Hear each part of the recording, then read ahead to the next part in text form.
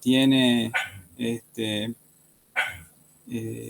un régimen especial, tiene la posibilidad de contar con recursos propios, cobra algunos recursos a personas que hacen explotación de recursos en el lecho de los ríos, y por eso obtiene unos cánones especiales, cobra cánones especiales, que forman parte de los recursos propios que puede tener.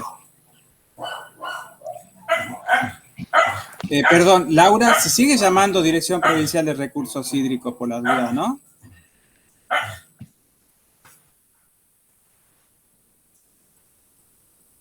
Perdón, tengo problemas con No la hay problema. señal. ¿No? Sí, sí. ¿No? Sí. Y yo creo Sí. que la confusión de Dayana, Ajá. hola Delfina, Florencia y Camila también se unieron. Sí. Creo que la confusión está con el nombre, básicamente, porque bueno, veíamos Claro, da la impresión en que la es un organismo estructura, desconcentrado, ¿no? Porque dice claro, dirección. Pero bueno, así se denominó claro. y está establecido así en la estructura. Por eso por Lo ahí que estaba pasa es que tratando la de... diferencia básica está en cuando tienen ley de creación propia. Claro. Sí, por ahí, Dayana, la diferencia está qué organismos son creados por una ley propia. Tienen una ley propia de creación, aunque se llame dirección, aunque tenga otro nombre. Ah, bien, bien. Sí, esa era la duda. Es una de las características fundamentales, la ley. Sí. ¿Mm? Ahí te puse en las correcciones, está en el material y en la bibliografía de la misma forma. Ujú, Es el punto de partida, si no, no tenemos ningún organismo. ujú. ¿Mm? Sí, sería, profe, ya lo entendí. Ujú. Dayana, por ahí como para aclarar un poquito más, el resto de los organismos que son desconcentrados van a estar aprobados en la ley de ministerios, en la estructura de la ley de ministerios y no por una legislación propia. Ujú. Claro. Por ejemplo, si nos dan otro ejemplo de otro ente, eh, eso también es como que tenemos que entrar de cómo está formado el ente para saber si es desconcentrado o descentralizado, o si tiene personería o si... Vos me estabas Tal preguntando cual. si en un ejercicio le daríamos un nombre de un ente nuevo. Claro. Eh, Supongamos, creo que no hemos citado, o no sé, no recuerdo tal vez si lo citamos o no al ente autárquico permanente de la fiesta de los estudiantes. Sí. Y entonces, ¿cuál sería tu duda ahí? Para saber en qué clasificación le ponemos. Y ese es un organismo descentralizado. Ujú, ¿Mm? Pero no va a haber sorpresa porque, digamos, eh, sobre lo que ya conocen, ujú. este, por ahí le vamos a pedir que den un ejemplo o dos de organismos descentralizados y las características. Este, Porque no importa tanto eh, que tengan en la cabeza el monitoreo completo de todos los organismos descentralizados, porque eso en el tiempo puede modificarse. ¿Mm? Eh, Tal vez lo que es más importante, y no cabe duda de ello en realidad, es que sepan las características que debe tener un organismo descentralizado. ¿Mm? Ah, ah, bueno, profe, gracias. Eh, Hay una cuestión que por ahí no la dijimos, no la explicitamos, aunque eso surge de leer la ley específica. Este, Generalmente los organismos descentralizados, salvo que tengan una función muy importante como el Instituto de Vivienda o el Instituto de Seguro, que digamos también es un organismo descentralizado muy especial, eh, que también, digamos, si bien son atinentes a la función a las funciones del Estado, eh, de educación, de salud, perdón, de atender las necesidades de salud, de vivienda, recuerden eso, las necesidades modernas que debe responder el Estado. Hay casos que son organismos en los que por ahí se puede pensar que cumplida su misión se disuelven. Eso por ahí va a estar en la ley, ¿sí? Llámese, creo que hemos dicho el ejemplo, no sé si por ahí Laurita lo dijo en clase, pero me parece que se consideró el ente autárquico de los fiestas de los estudiantes y por ahí, por cuestiones de fuerza mayor, ya se dejara de dar esa fiesta de los estudiantes de Jujuy y cambiara de lugar o lo que fuere, ese organismo dejaría ya de tener la base jurídica de existencia y se tendría que disolver. Ujú. ¿Sí? Sí. Bueno, profe. Eso es una cuestión que por ahí no lo dice hasta ni la bibliografía, pero producto de la experiencia se lo comentamos para que lo sepan. Ujú. Algunos tienen una vida más, una vida, un funcionamiento más preestablecido a lo largo del tiempo, como dijimos, porque responden a las necesidades generales del Estado. Y otros que tal vez son mucho más específicos, como este caso que decíamos, tal vez se disuelven en algún momento que pueda suceder algo así como les doy el caso. Ujú. Sí, Bueno. no solamente pueden disolverse muchas veces estos organismos, sino que pueden cambiar de nombre y hasta un poco la función. Últimamente hemos tenido el ejemplo del Banco de Acción Social, que migró después a Banco de Ahí está. Desarrollo y hoy es el Instituto Provincial del Juego. O Ahí sea, tienen otro ejemplo real. claro, ha ido migrando, han ido cambiando de ley de creación y van cambiando el tipo de organismos, si bien la función básica es la misma. ¿Mm? Ese es el concepto, ¿ven? Que, digamos, es importante saber que nacen por una ley y se van a modificar por una ley. Siempre. Ujú. Y como les dice el profe, lo que tienen que tener en cuenta son las características, porque más que nada lo que interesa es que ustedes conozcan las características de un ente descentralizado u otro desconcentrado, porque el día de mañana cuando tengan un nombre de una entidad y tengan que saber a qué se está refiriendo, ustedes mismos van a ir a investigar cómo se ha creado, de dónde depende y de ahí más pueden llegar a categorizarlo ustedes con las características. Ujú. Bueno, profe. Bien. Otra pregunta que quieran hacer, chicos. Acá veo en el chat. Hay una, dice Santi. La unidad 4, ¿qué quiere decir congelamiento de planta personal en los compromisos de la provincia? Según ley 5329, ¿por qué se hace? Bien, ese es un precepto que responde a la necesidad de mantener, en términos generales, de tender al equilibrio presupuestario, dado que es significativa la incidencia que tiene el gasto de personal en, digamos, en la provincia y sobre todo en los municipios.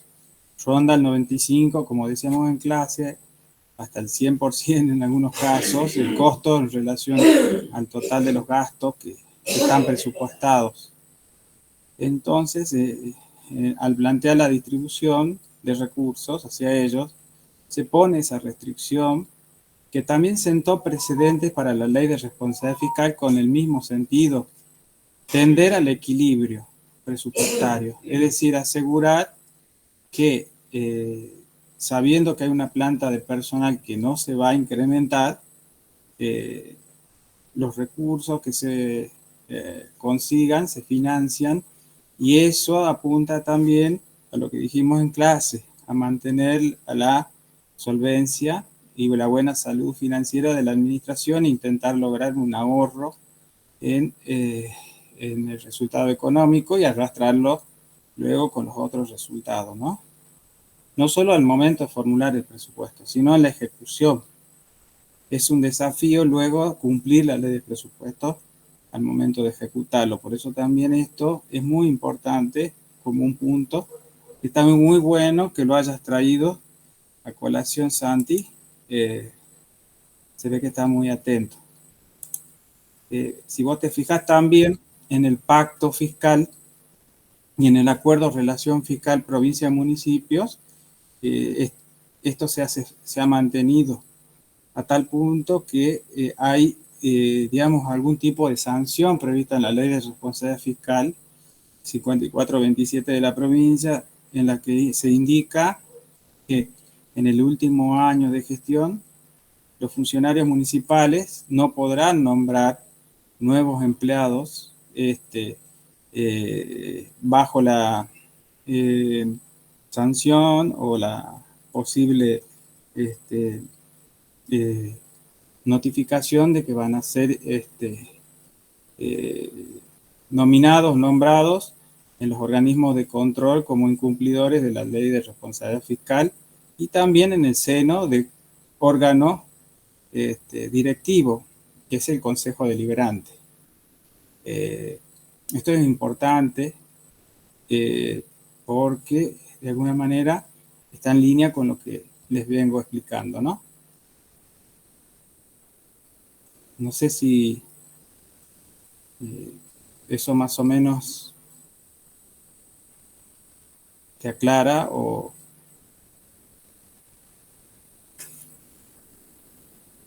En el chat dice Santi que sí, que sí, entendió de... bien, no había leído. Sí. Perfecto. Bueno. Bueno, chicos, pregunten sin miedo. Están detrás de la cámara, ahora pueden decir cualquier pregunta. Tal vez no se animan en clase. Delfina. Yo no entendí la definición que puso en la Filmina sobre el sector público. Es una categoría económica y responde a parámetros establecidos respecto al sistema de cuentas nacionales, el sistema de estadística de finanzas públicas del FMI. Sí, digamos, Delphi, ahí, ¿por qué se ha planteado así la definición como para que lo diferencien y no se hagan una ensalada con los otros conceptos, digamos? En primer lugar, es tal cual. Al momento de la agregación de las cuentas nacionales, ustedes saben que la unidad económica sector público es muy importante. Entonces ahí hay que consolidar todos los gastos e inversiones que hace el sector público en el orden nacional, provincial y municipal. Y ampliando a esto, es por ello que, entre otros preceptos, tanto la ley de administración financiera, en primer lugar, sobre todo en la parte reglamentaria, en su decreto reglamentario, como en la ley de responsabilidad fiscal, se ha tratado de bregar por conseguir clasificadores presupuestarios homogéneos para que todos los niveles de gobierno imputen las partidas bajo los mismos parámetros y eso después se pueda consolidar. De esa manera, poder hacer un cálculo más preciso de la incidencia del sector público en las cuentas nacionales ante la presentación de estos grandes agregados ante los organismos internacionales de financiamiento.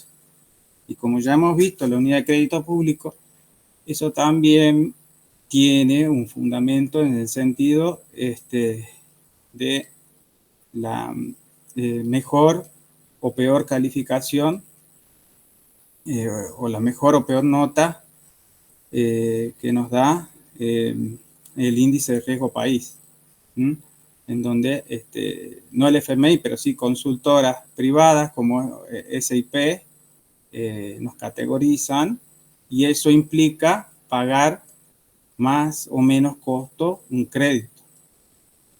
Entonces, todo esto está vinculado a eso, ¿no? Esto, digamos, como para ampliar ese punto que...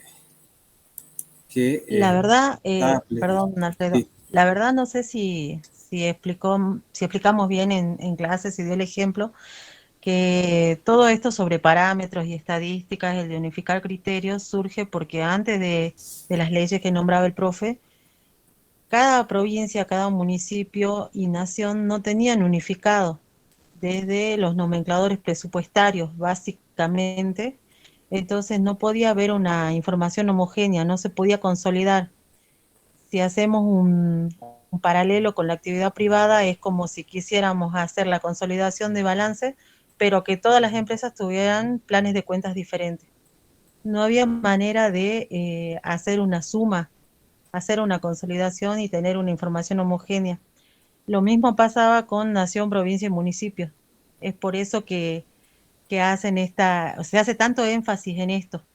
Desde esas normativas, desde esa legislación, se unifican estos criterios y se pueden sumarizar, consolidar todos los presupuestos y todas las ejecuciones presupuestarias después. Perfecto, dice Delphi que ya... Pero también en línea con lo que dijo la profesora, un poco lo adelantamos en clase, para agregar un poco más en este desarrollo, tengan presente que así como ustedes vieron en la materia de análisis de estados contables, al momento de utilizar las resoluciones técnicas como base para, digamos, la elaboración de los estados contables, también, perdón, que acá tengo un compañerito que no se calla. También en el sector público tenemos las recomendaciones.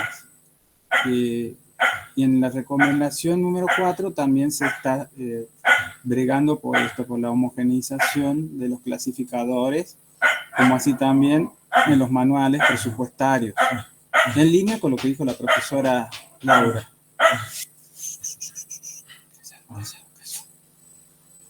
¿Sí?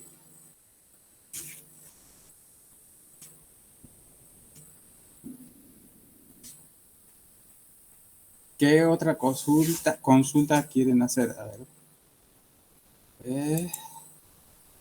Entonces, los principios presupuestarios son los mismos a nivel nacional, provincial y municipal. Claro, claro, Dayana.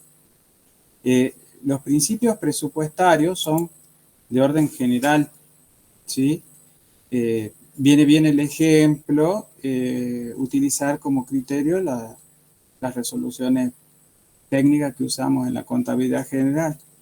De la misma manera, estos principios presupuestarios guían y dan pautas para la elaboración del presupuesto de la nación, de la provincia e incluso de los municipios, ¿sí? Son grandes lineamientos. Muchas veces, en la práctica, por ahí se puede dejar ver que no se cumplen al 100%. Ejemplo, el principio presupuestario de especificidad.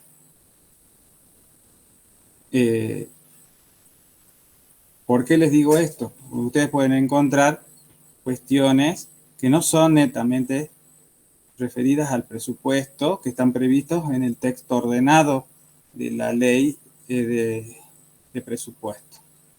Ejemplo, políticas de orden salarial y otro tipo de cuestiones que no son directamente de la propia técnica presupuestaria, pero que hacen a su basamento técnico de alguna manera.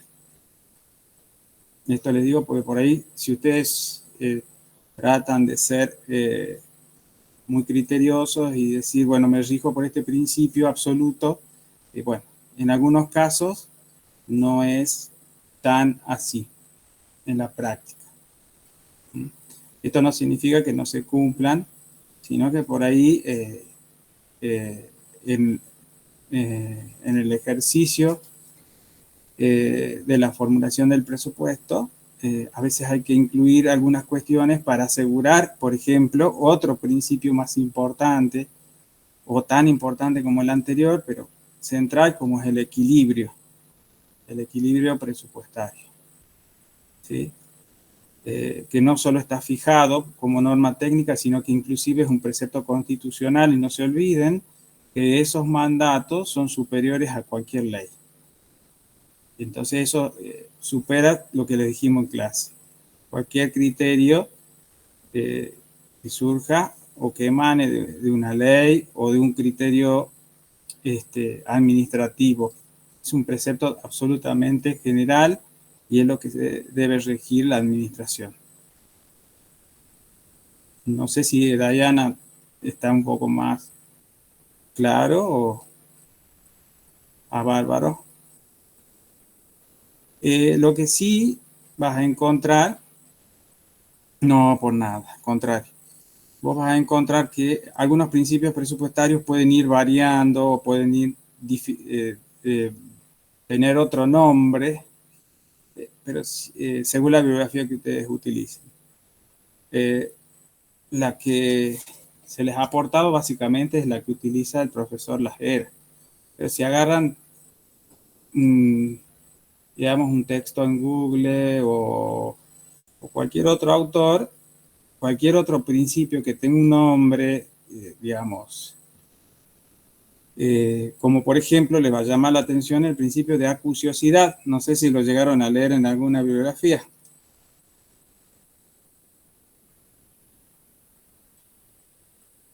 Ese principio por ahí, se lo explico, es un principio que está vinculado a la exactitud, a la precisión en la formulación del presupuesto.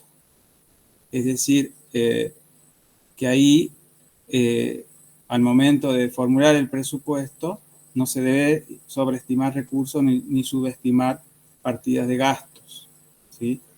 O sea que hay que tratar de apelar a la exactitud, que está explicitado como otro principio, toma otro nombre de exactitud, creo que es el que le explicamos nosotros, como para que lo tengan en cuenta. Si a ustedes les gusta leer, van a ir encontrando otros nombres, no hay problema, si va surgiendo esto, nos consultan. Santi, sobre el régimen federal de responsabilidad fiscal, los puntos más destacados serían el comportamiento fiscal, la transparencia en la gestión pública y el equilibrio financiero en la ejecución presupuestaria.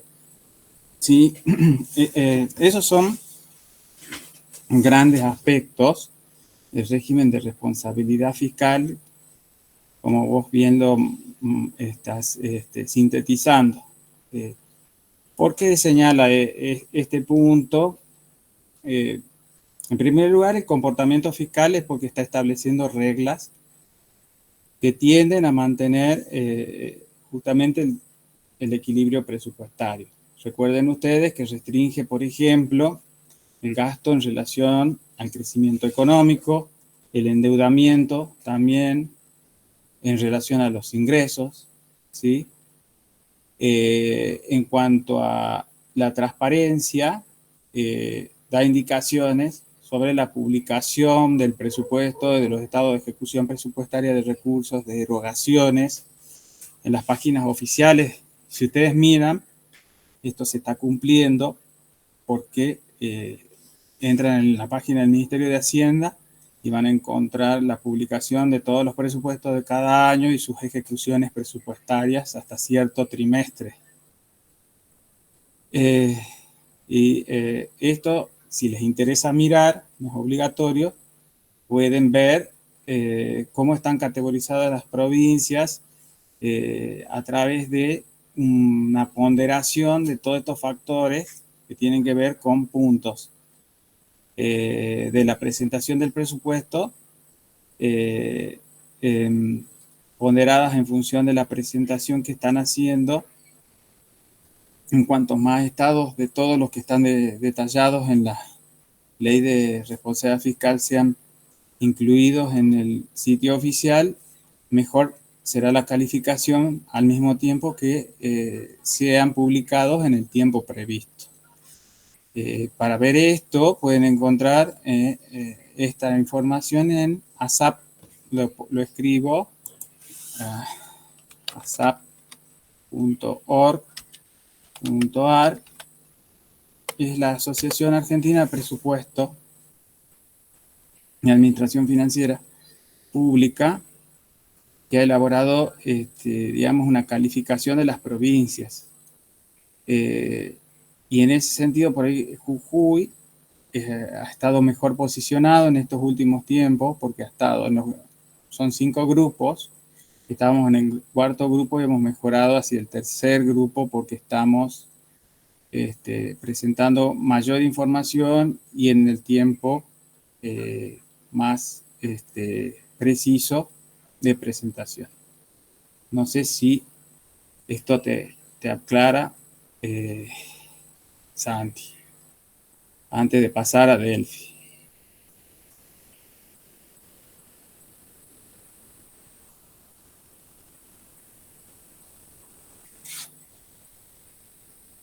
Perfecto.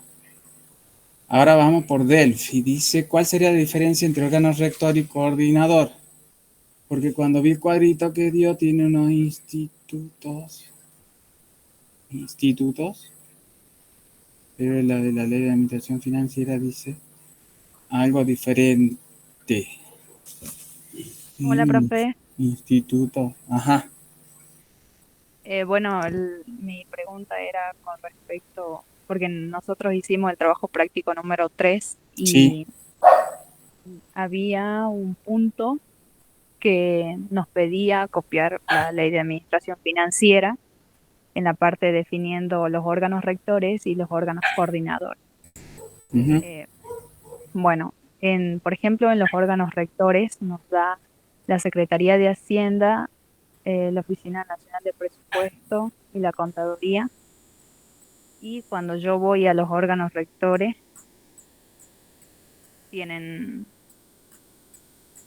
están con siglas, pero supongo que es lo mismo, ¿no? Sí, bueno, Solamente. tengan en cuenta que por ahí yo hice una actualización en función de lo que se ha modificado en las estructuras de ministerios del Estado Nacional. Este año no he aclarado el orden provincial. Hemos tomado únicamente, por lo menos en clase, cuestiones de tiempo y demás, solo lo inherente al orden nacional. Pero sí, ¿qué sucede con los órganos? El órgano coordinador, yo les daba el ejemplo en clase como para hacer una analogía de otra actividad, digamos, para que lo pudieran ver. El órgano coordinador de los sistemas de administración financiera es como un director de orquesta. Ese director de orquesta, ustedes ven qué es lo que trata de hacer. Que los instrumentos de viento, los instrumentos de cuerda, que los instrumentos de otro tipo de categoría funcionen con armonía. Bueno, acá pasa lo mismo. El órgano coordinador lo que va a tratar de hacer es que esa interrelación que está como concepto dentro de la función sistémica de la administración financiera pública como una propuesta reformadora de la anterior manera de administrar la hacienda pública, tengan, digamos, una interconexión e interdependencia en línea. ¿Esto qué quiere decir? Que en la práctica, como por ahí tratamos de dar un ejemplo, se materialice un concepto que también está vinculado acá, que es, por ejemplo, la programación de la ejecución presupuestaria, donde van a intervenir los subsistemas de presupuesto, tesorería, contabilidad y crédito público, según sea el caso. Es decir, la programación de la ejecución presupuestaria tiene un gran lineamiento que es tratar de asegurar, si ustedes se acuerdan, ese grafiquito totalizador de todos los recursos sean equivalentes a las erogaciones. ¿Por qué? Porque esto está, digamos, correlacionado con lo que les acaba de decir, que es un desafío hacer cumplir la ley de presupuesto al momento de ejecutarla. Entonces se hace esto para intentar que llegue a un buen puerto esa programación y que haya un recurso determinado que financie también erogaciones que ocurran o sucedan en el instante. Es decir, que, por ejemplo, es algo que la profe por ahí les cuenta por su experiencia actual, al momento de hacer el pago de los salarios, se lo ve gráficamente y claramente cuando existe el cronograma de pago. ¿Por qué? Porque se vaya asegurando los recursos en distintas jornadas para ir pagando a distintas categorías de empleados. Entonces, básicamente, el órgano coordinador, el Ministerio de Hacienda, siempre va a estar tratando de hacer que todo esto funcione de una forma bien aceitada y bien articulada. ¿Y esto cómo se materializa también? A través de grandes lineamientos, grandes niveles de políticas que se bajan por decretos. Perdón un segundito. Adri, ya te llamo.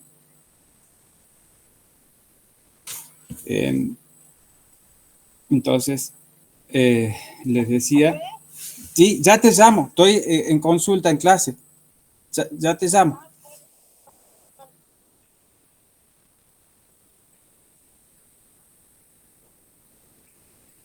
Perdone a mi hermana, disculpen. Me perdí un poco. Entonces. Ahí sigo. Para más o menos dar un cierre a esta consulta que recién hacían, cada uno de los sistemas que vemos dentro de la Ley de Administración Financiera va a tener un órgano rector, ¿sí? O sea, vamos a tener un órgano rector por cada uno de sus sistemas. Y todos estos sistemas van a estar coordinados por un órgano coordinador. Tanto los rectores como el órgano coordinador están fijados en la ley, tanto de nación como de provincia. Así que no sé si esto termina de dar un cierre a lo que venía explicando el profe. Agregando a lo que dice la profe Laura, entonces ahí tomé línea de lo que estábamos señalando. Entonces, que ese órgano coordinador trate de, a través de las grandes disposiciones que se materializan en decretos o definiciones mediante actos resolutivos, que posteriormente se instrumentan, digamos, ejemplo, actualmente hay una fuerte restricción presupuestaria. Entonces, ahí el órgano coordinador va a intentar que el presupuesto se ejecute en forma más lenta o más, digamos, determinada, asegurando esto de la programación de la ejecución presupuestaria. Y a su vez, el órgano rector, ejemplo, presupuesto, va a seguir ese lineamiento a través de una circular que emitirá definiendo que los presupuestos se irán habilitando las cuotas presupuestarias según se cuente con los recursos, habiendo hecho la interconsulta con el sistema de tesorería y crédito público respectivamente. Y aquí vuelvo a decir, funciona esto de la también de la interrelación de sistema y la centralización normativa y la descentralización operativa. Fíjense que ahí la centralización normativa parte del órgano coordinador hacia los órganos rectores y luego los órganos ejecutores, que son las unidades contables, los servicios administrativos financieros, a la hora de ejecutar el presupuesto, por ejemplo, si hay una restricción presupuestaria y se está señalando que las habilitaciones de cuotas para comprometer y devengar, se acuerdan que son momentos o etapas del gasto, se van a hacer en forma más lenta, por así decirlo, siempre y cuando cuente con el recurso que lo financie, y esto se materializa a través de la habilitación de la cuota presupuestaria. Eso es cómo se lo entiende en la práctica. ¿Sí? No sé si esto ayuda o complica.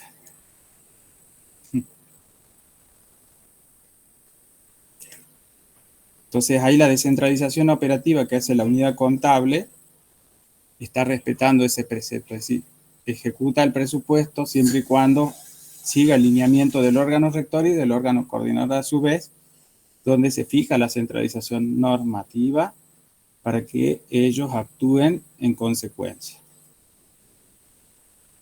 ¿Se entiende? Delfina, eso, Delfina, que era la que había hecho la consulta, no sé si quedó claro la diferencia entre órgano coordinador y órgano rector. Sí,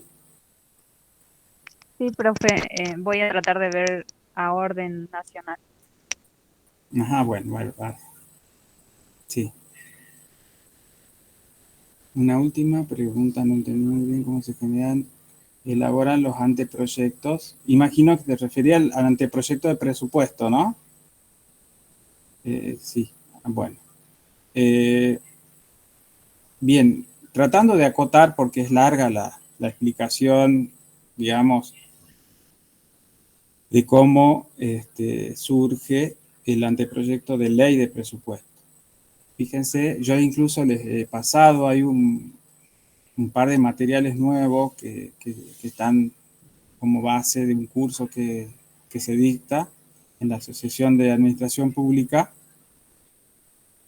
Los anteproyectos de presupuesto dan inicio mucho antes de la presentación del proyecto en sí al órgano directivo por parte del órgano ejecutivo.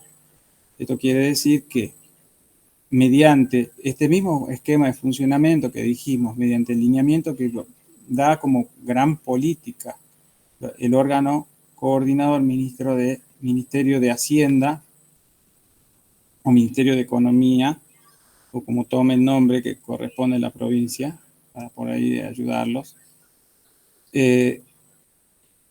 da instrucciones a todos los servicios administrativos financieros para ir haciendo un relevamiento inicial de acuerdo a cómo se va a hacer el presupuesto para el ejercicio venidero. Esto se hace a través de planillas que son emitidas por el órgano rector del sistema presupuestario. Son planillas que están estandarizadas y que son las que recaban la información a través de un sistema que es el que toma esas planillas que son cargadas y son luego consolidadas.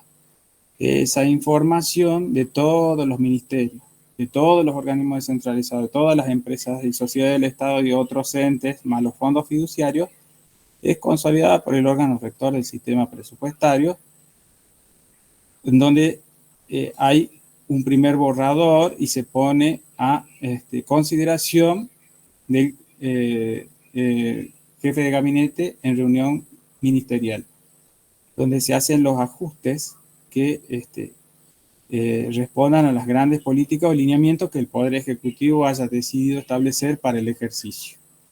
Es decir, esto que ya habíamos explicado en el momento anterior en la función que tiene el Estado, ¿no? Es decir, cuál va a ser la plataforma que se va a llevar a cabo o no.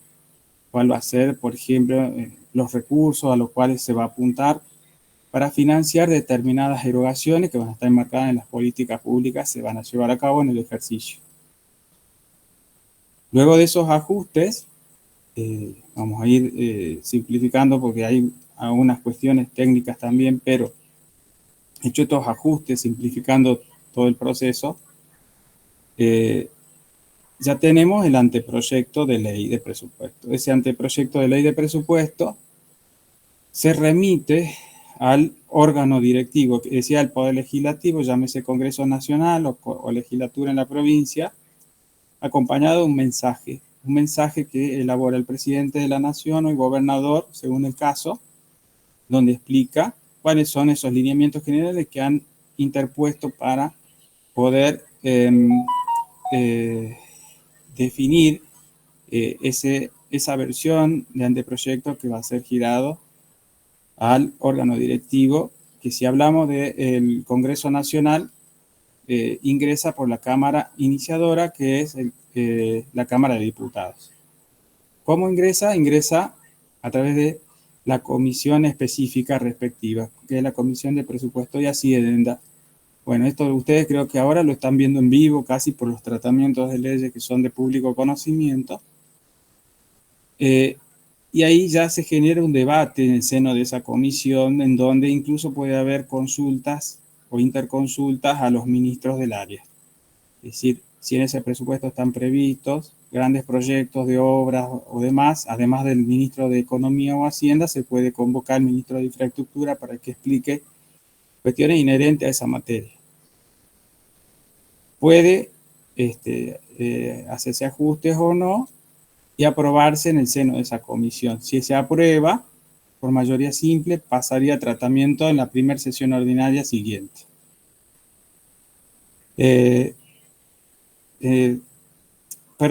Perdón, ahí me estoy salteando un paso. Pasa a tratamiento de la Cámara Revisora, que es el Senado. En el Senado también hay una comisión específica que estudia el proyecto girado por la Cámara Iniciadora. Y también puede aprobarlo o no, pedir explicaciones a los ministros involucrados, hacer ajustes, y se aprueba o no, siempre y cuando se tenga una mayoría simple, ¿no? Entonces ahí ya está listo para ser tratado, si tiene comisión favorable, para su tratamiento en la primera sesión ordinaria, que les decía hace rato, que me había, disculpen, salteado, para el caso que en el tratamiento de esa sesión ordinaria,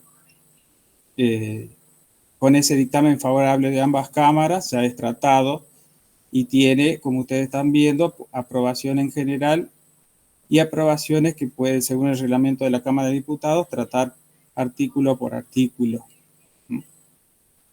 Luego, si se aprueba, pasa al Poder Ejecutivo para su promulgación, ¿sí?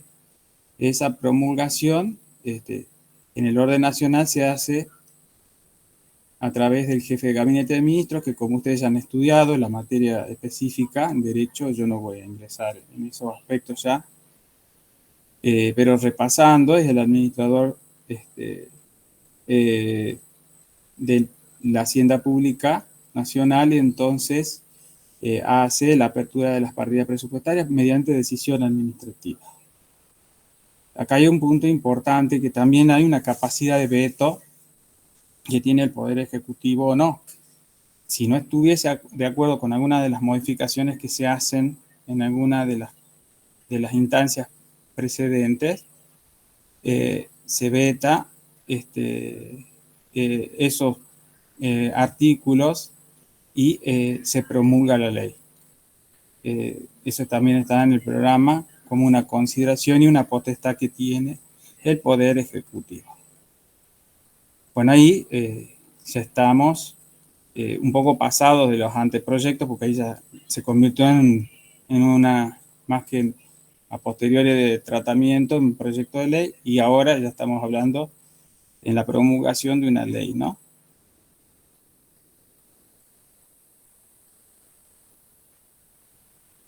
No sé si Santi esto ayuda, no ayuda.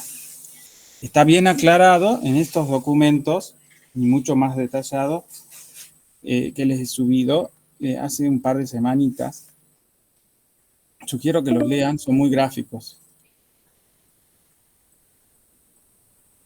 Bueno, como esta llamada es privada, porque no contamos con el servicio por el momento que les decíamos en clase, ahí me indica el sistema que en 15 minutos se terminaría. Así que no sé si hay otras preguntas. Hay una pregunta más en el chat. El presupuesto, a ver, miro un poco antes. Dayana dice, el presupuesto de la municipalidad lo hace en base a la ley 4958 y los lineamientos generales del presupuesto. Sí, digamos, uno de los basamentos jurídicos técnicos de las leyes, estamos hablando de los municipios, son ordenanzas de presupuesto. Sí, es la ley 4958, que también tiene la ley orgánica de los municipios, es la 4466, que ahí hay otros aspectos complementarios a esa ley. Y además hay lineamientos que tienen los mismos municipios en sus propias cartas orgánicas, si la poseen, ¿no? yo les había aclarado que los municipios más grandes, generalmente San Salvador, Palpalaperico, San Pedro y Libertador, cuentan con sus cartas orgánicas municipales. Y tal vez otros municipios ya lo hayan, ya hayan hecho el proceso que explicamos, ¿no? Su asamblea constituyente se ha constituido y han definido su propia carta orgánica también. Dicho sea de paso, eso implica que también tiene aplicación supletoria la ley orgánica de municipios, es decir, no derogaría esa ley, sino también se aplica en forma complementaria. Esos son los basamentos que existen para la formulación de la ordenanza presupuestaria en los casos de los municipios, además de las pautas que define la intendencia o la comisión o el vocal municipal, el presidente de la comisión municipal, para el ejercicio, ¿no? Grandes lineamientos que se bajan al equipo técnico que formula el presupuesto. Y además, indudablemente, se va a basar en los parámetros del presupuesto provincial, principalmente también, lo mismo que hace la provincia con la nación. Entonces, esto quiere decir que los municipios van a esperar hasta el 15 de octubre para poder tener el proyecto o el anteproyecto de ley de presupuesto que se va a girar al seno de la legislatura para también tener una base para definir su propia ordenanza presupuestaria. ¿Esto responde a tu consulta, Dayana? Parece que sí, dice bien, profe.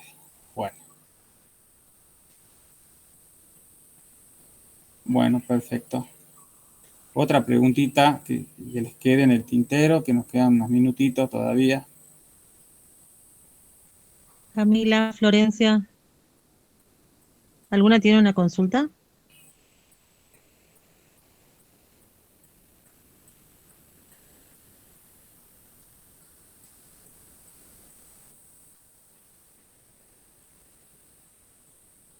Bueno, si algo quedó pendiente, todavía está el grupo para consultas. Bueno, entonces nos estaremos viendo el lunes, tendremos clase habitual y luego de ello habilitaremos el examen para que lo puedan resolver como hemos acordado, ¿sí? Así que bueno, si eso es todo, les deseo un excelente fin de semana, que puedan estudiar tranquilo y nos vemos el lunes. Que tengan buenas noches. Bien. Hasta el lunes. Me despido, Laurita, porque justo me estaban llamando de casa, así que voy a auxiliar, Sí, voy a auxiliar a mi tal hermana. cual, Nos vemos. tal cual, tal cual. Nos Cariños vemos, a estamos todos. en Hasta contacto. luego. Listo, adiós.